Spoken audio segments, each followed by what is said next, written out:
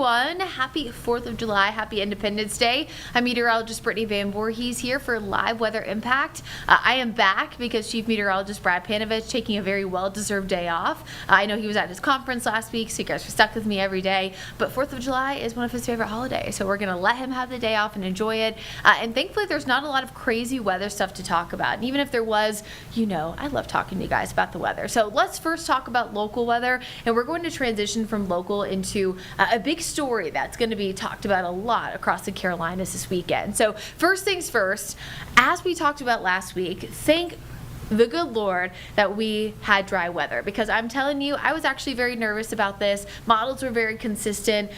When you look at trends and patterns, that's honestly a lot of what forecasting is. And when you see so much model consistency, it's a little scary to say that we're expected to be mostly dry for the 4th of July. But hey, here we are. We had rain, of course, Tuesday and Wednesday as expected. Temperatures still were able to get to 90 on Wednesday, even after the rain in the morning. So the rain cooled air held us in the 80s for a lot of the day, but eventually, of course, we got to the 90s, so it was still hot. But behind the fronts, it has been very, very pleasant the last 2 days. We are going to stay hot, but still dry, at least through tomorrow. However, changes are going to be coming heading into Sunday, and then eventually next week, better rain chances as well. So you're getting a little bit of everything, right? It's still going to be hot, but we're going to mix in some slightly better weather and maybe some rain chances too if your lawns are looking a little crispy. One thing to note is that I know that it is still hot and humid outside. I have lived in the South my entire life. I grew up in Atlanta, very similar weather to here. So I know that 62 for a dew point and a temperature in the 90s still feels bad. I get it. However, there's a difference between a 62-degree dew point where it feels like 94 when the air temperature is 93, than when the dew point's in the 70s and it feels like 110. And that, of course, is what we were tracking 2 weeks ago with the dangerously hot weather. Now, tomorrow morning, we'll start to see those dew points creep up a little bit, so I do think we'll be a little sticky to start Saturday, but you can see very clearly that we drop once again into the upper 50s, lower 60s by the afternoon. Here's where we are right now, 62 the official dew point in Charlotte. You'll notice if you look down toward Rockingham and Cheraw, there's a few areas here and there that you're seeing some of those slightly higher dew points, upper 60s, and honestly that's just because they're in closer proximity to a big low pressure system that we're going to be talking about a lot over the next few days. So here's satellite and radar, no rain. We were tracking a few storms on the very southern side of Chesterfield and Lancaster County earlier, but that's just because, again, they're closer to this big low pressure system that we've been tracking for a few days. Started off with a low chance of development Sunday, and here we are Friday, and it is tropical depression number 3. Now, if you're thinking to yourself, 3? What? Well, yes, we had 2 tropical systems. If you remember 2 weeks ago, we had Andrea, that was the A name. It stayed offshore, didn't impact anybody. And then last week we had Barry. That's the one that formed down in the southern Gulf near the Yucatan Peninsula and went into Mexico and didn't impact anybody else. So if this storm were to get a name, the C name this year is, I think it's Chantal. Wait, let me double. Yes, I was about to say, one year it was Chris. And I joked to Chris Mulcahy that it needed to be him, but now I just made myself second guess myself. So yeah, Chantal. Fun fact here, I'm going to go back to the graphics we were just talking about. Thank you, Jeb, for reminding me and doing my job for me. Just a reminder that when you do the names, this is a side note, okay? So World Meteorological Organization is the one who chooses the names. They're also the one who chooses to retire them. So remember, when we get a retired name, they'll be replaced by something else. They're repeated every 6 years. They are a mix of English, Spanish, and French. So sometimes if you see or hear maybe a meteorologist say something and you think it's pronounced wrong, it might just be because it's the Spanish or the French pronunciation of said name. So just remember that. Chantal will be the correct pronunciation for the C name. You know, Chantel, maybe that's how other people say in other parts of the world. Just know that that is a pronunciation guide that we get. Also, the last thing I want to say is that the names alternate between female and male. So you'll notice that too. So one year we'll have, you know, A, C, E, B female names and vice versa. Sometimes there are gender neutral names, but for the most part, WMO is trying to do male, female. If you remember back in the 50s and 60s, before the satellite era, they used to only be female names, and that's why a lot of times sailors and things like that would use female names, you know, to describe really bad storms, or they'd call their ship female names. It all comes from that. So that was a little side note. Let's get back to the tropics. So Tropical Depression 3 formed at 5 o'clock as of the advisory. We will get a new storm track at 11. 5 and 11 o'clock are where we get new storm tracks and position updates. 2 and 8, we get chance of development updates and also position updates. So we will not get a new track every 3 hours. We'll get one every 6 hours. Does the track with this one matter? Not really, and this is the reason why. This is a very, very low impact system overall. It is what we like to call rain with a name, where essentially that's the biggest impact, is heavy rain, gusty winds, of course, near the coast, and an elevated rip current risk. But for us here in the inland Carolinas, we are really just going to see rain with this, and it's actually going to come in Sunday and be out of here pretty quickly. I do want to show you the spaghetti plots, very consistent that the low center stays along and east of Charlotte, and with that being said, we're going to look at rain chances. So here's Futurecast. Right now, we're looking at Saturday evening to start to see the heaviest rain move inland. This will be towards the Carolina coast, especially South Carolina, so Georgetown, Myrtle Beach, up toward Little River, Wilmington, eventually toward the Outer Banks. Sunday morning, we'll probably start to see some heavy pockets of rain locally in Charlotte, and then we'll see that continue through the early afternoon. Boom, there's 7 o'clock. And then look, it's out of here. And in fact, we actually typically do see drier air mixing in behind a system that moves in a similar direction because of the counterclockwise rotation, you get more of a northwesterly or if not northerly wind around it. So we're actually looking really, really dry even toward Monday and Tuesday. It will have other implications, but we'll get to that in a second. I just want to quickly talk about the reason why this is not going to impact us when it comes to really, really bad winds or chance for tropical tornadoes. It's because we are not on what's called the dirty side of the storm. Anytime you have a storm direction, the right front quadrant, oftentimes referred to as the northeastern quadrant, but technically that would only be northeastern if it was moving northward. But again, right front quadrant has the worst winds and the best chance to see tornadoes because of the positioning. As a storm moves inland, you get drag, especially on that north right front side, and that's the reason why. So rainfall potential is going to be extremely low here across the inland part of the Carolinas. Toward the coast, that's where it's going to be heaviest. This actual update just came in a few minutes ago from the Weather Prediction Center, and you can see even lower rain chances with their latest updates. I think personally this is a little bit low.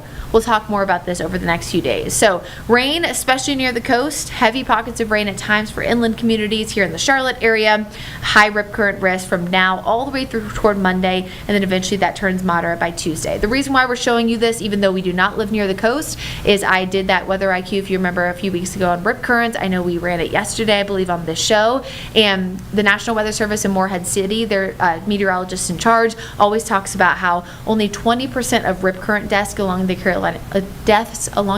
coast are people who live there. The other 80% are people who do not live along the Carolina coast. That could be North Carolina, South Carolina, Iowa, doesn't matter. So even though we kind of hone in on it because it's the coast, it's actually people who don't live there that normally are the most impacted. And while we talk about heat being the #1 weather-related killer across the United States as a whole, for the coastal Carolinas, their #1 weather-related killer specifically for North and South Carolina coast are rip current deaths. So please be mindful of that as you're heading there this weekend, especially because we already have that elevated rip current risk as well.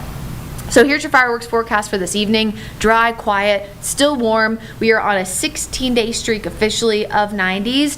We could see that break by the end of the week as we will be tracking slightly drier air. We will see that likely by the end of the weekend because of the rainfall potential on Sunday. That could drop us to the upper 80s. Last time we thought this, we actually did hit 90, so there's still a chance, but we are soaring Monday and Tuesday once we get that drier air back into the mid to upper 90s. A few days could be creeping close to record values, but as of now, I'm keeping us below that. But this is the 7-day forecast. There's a lot to unpack here. We have dry conditions tomorrow, 92 degrees, perfect for Charlotte FC at home. Rain and storm potential Sunday because of the fact that we have that low pressure system moving inland, bringing us some tropical moisture, but then a lot of heat coming into the first half of the upcoming work week. So that is your 7-day forecast here in the Charlotte area.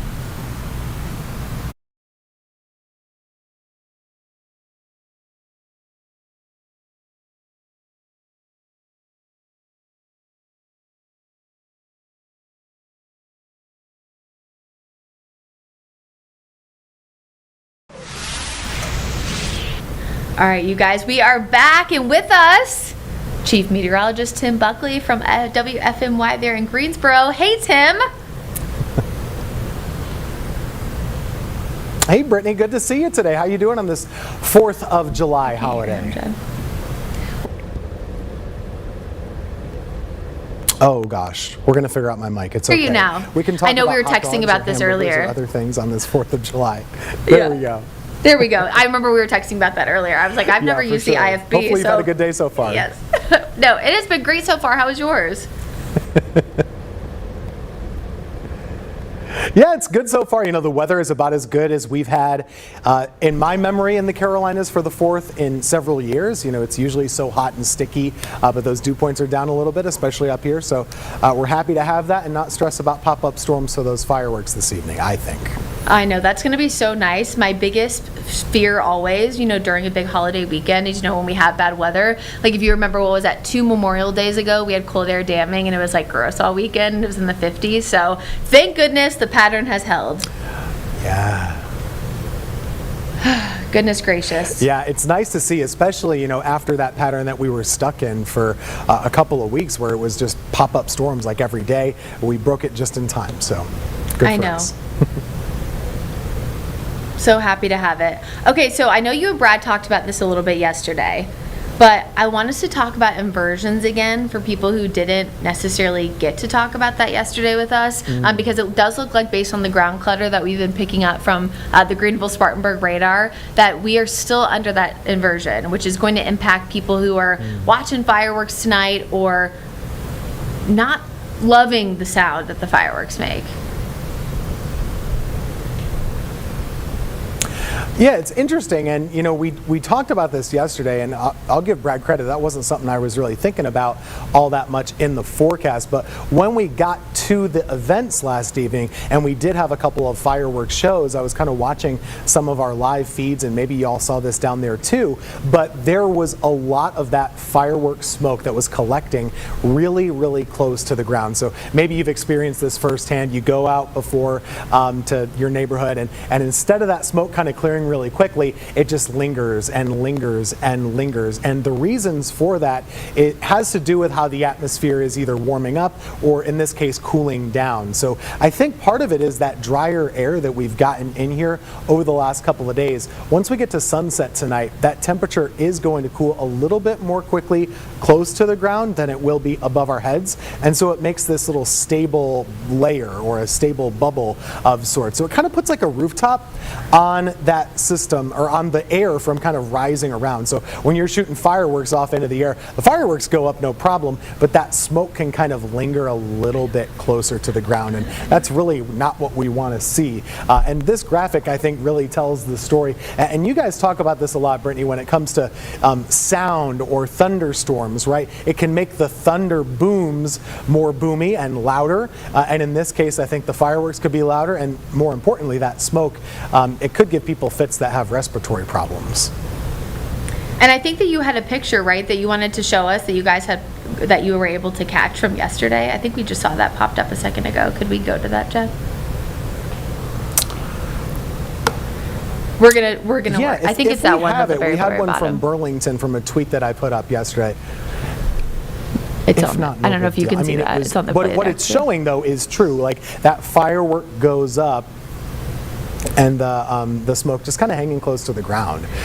So I was looking at the soundings, Brittany. It seems like tonight we're going to have that same setup as yesterday. So to me, I'd expect it. And just, you know, if you don't like the smoke, maybe you kind of hang back a little bit, or you know, you could always bring a mask with you if you'd like.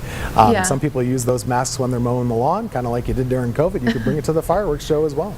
Yeah, I also think too, if you have children that are maybe sensitive, my little cousin has like the sound sensitivity, you know, and needs to wear headphones, you know, when we're going to the airport or things like that, you know, just because of that extra sensitivity. So I think that's also important too, whether you're going out and about or just you're going to be in your home and you're close to it. I also know that 4th of July and big holidays where they shoot off fireworks are a lot of times, if your dog maybe hangs out outside, making sure that they're on a leash or have a collar some way, because I know a lot of times even CMPD Animal Care and Control here locally in Charlotte will talk about how they get like an influx of lost animals because they get scared about the loud booms from the fireworks and they run to the, so I think that's another thing too to keep in mind. But Tim, I think we got your picture up, if you want to show it and talk about it.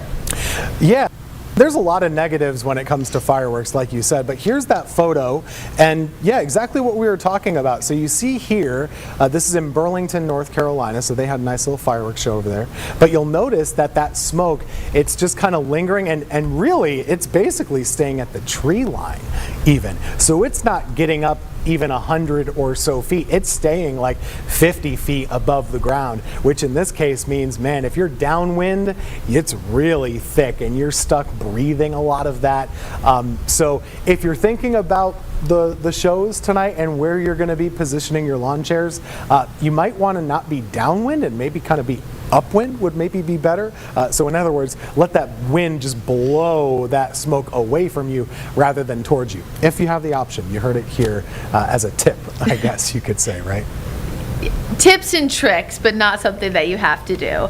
I know that you guys talked about rip current safety yesterday, but we have another Right. weather IQ that I know we want to talk about, just with this weekend being 4th of July and the fact that we have a tropical system churning off the coast. Yeah, so now we got that tropical depression, right? And we've talked about the rip currents could be bad. If you're at the beach, these beach flags do no good unless you know what they mean. So let's show you what those beach flags really represent when you're at the coast.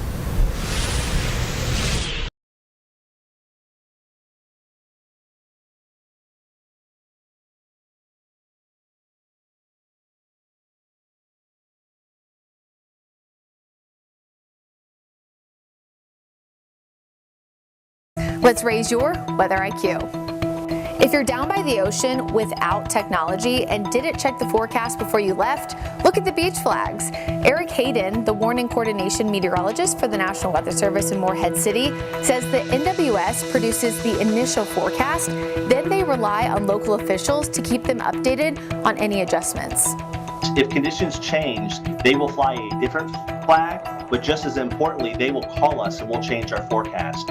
Hayden says within the last 2 years, beaches across the country have finally consolidated beach warning flags to follow the United States Life-Saving Association, or USLA standards, meaning you should see the same colored flags wherever you go. There's always at least a medium risk in the ocean. We love it, but you got to respect the ocean. It's not a pool. It's not something that a lot of folks may be used to.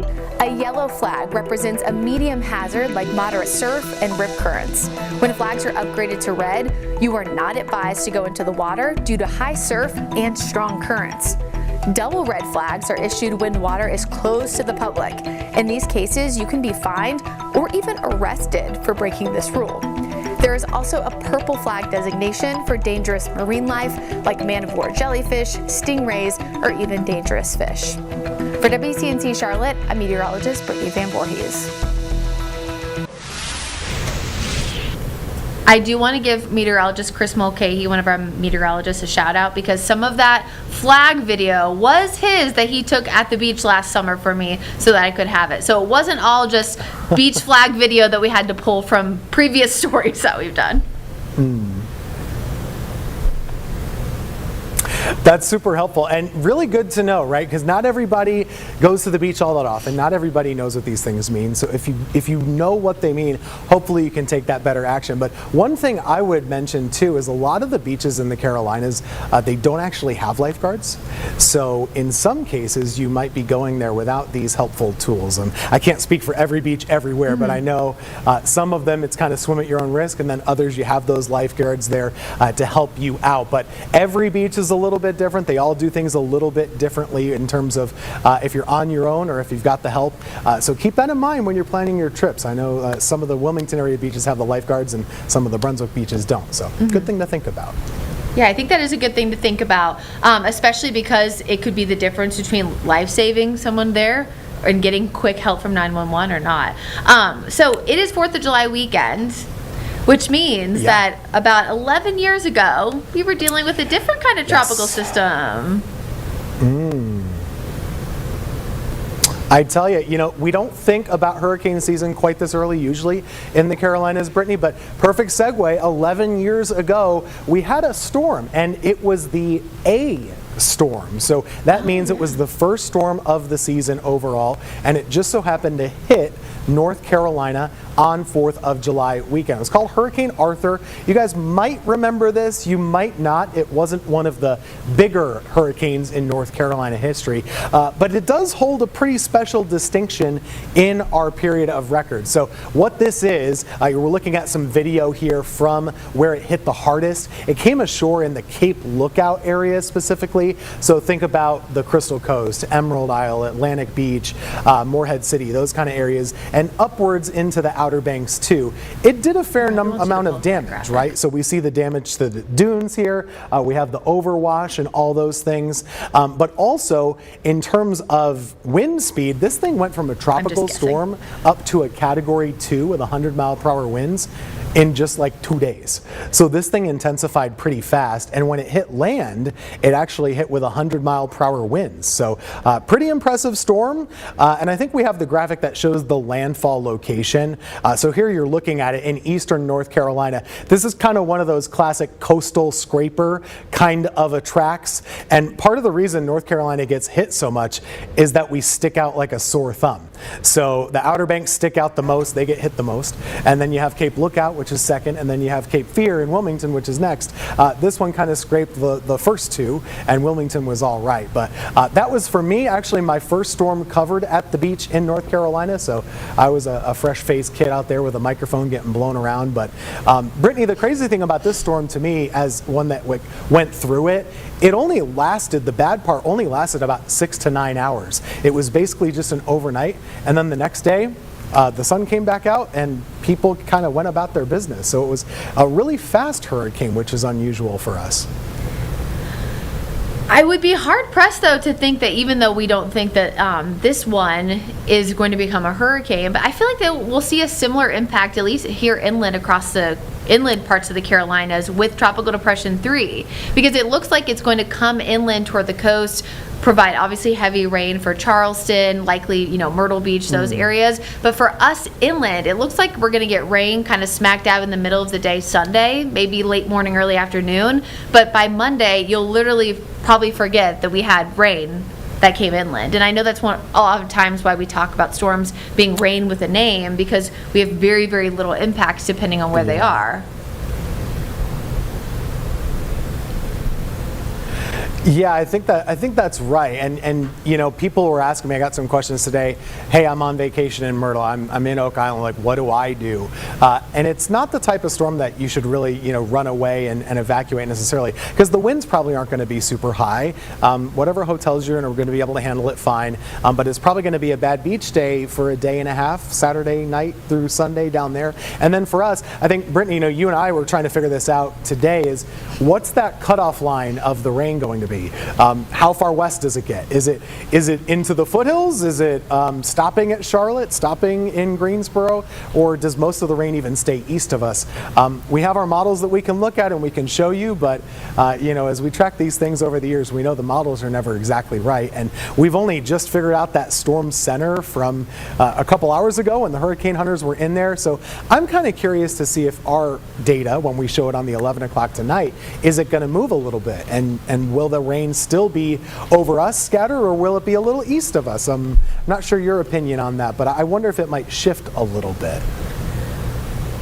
I know we texted about this a little bit earlier. I think I totally agree with you. I think that based on the hurricane hunters finding that center, and I know Brad also tweeted about this, so for those who are watching and they're Brad Panovich's, you might have seen this on his Twitter as well, but as Tim mentioned, the hurricane hunters were trying to find that center of circulation, not only to see if there was one, but to see where it was, because of course we need that center for a depression or a storm to happen, but it was found a little bit further east, which to me kind of trends that risk a little bit further east as well, because as we're looking at the data from the WPC and most of our models, I mean, we've kind of seen that slight trend a little bit further east with the heaviest rain. I do want folks in the Carolinas, though, to know that even if you're inland, you could see some pockets of heavy rain Sunday, even if most of it stays off to the east and impacts Raleigh, Durham, and those areas. But when we get a tropical downpour, oftentimes it's like hitting that same spot, and you can get a quick burst of heavy rain even though it moves away relatively quickly. So I think we just have to remind ourselves that it's not always just a little sprinkle. It might be a quick downpour, but it kind of moves out as quickly as it moves back in. And I do want to tell people with hurricane anxiety, weather anxiety, that this is nothing like Helene. I feel like we can't reiterate that enough.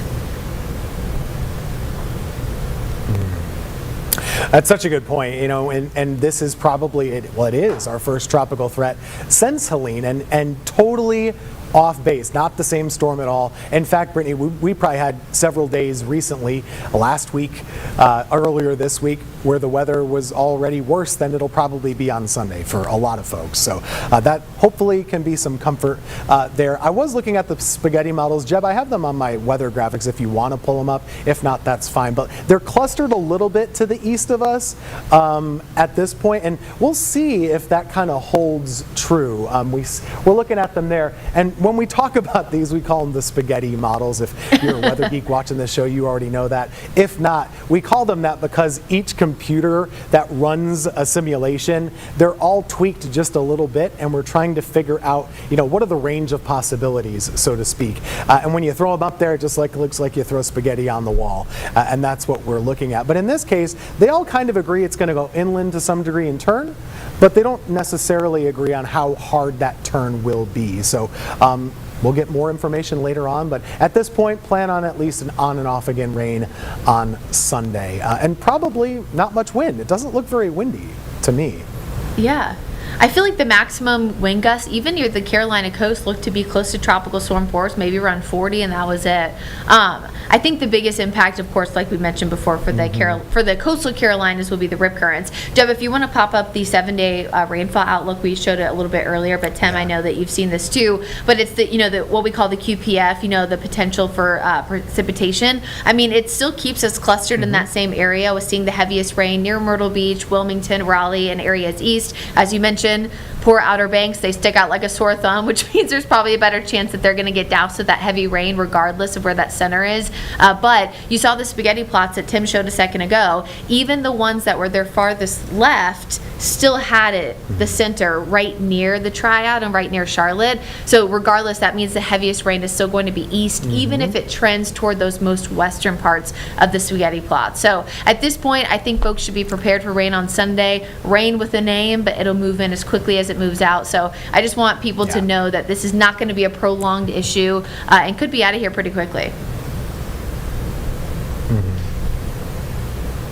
I like that word, rain with a name. That's a good way to put it at this point. And this is the next 7 days on that plot too, because we're going to still have some rain that comes in next week, so those numbers could be even a little bit lower. I know, and the heat and humidity, it looks like could increase a little bit early next week as well. Well, that's all we have for WCNC Charlotte and WFMY Live Weather Impact. We will see you on Monday. Have a great evening, and have a great evening as well, Tim. Enjoy your holiday.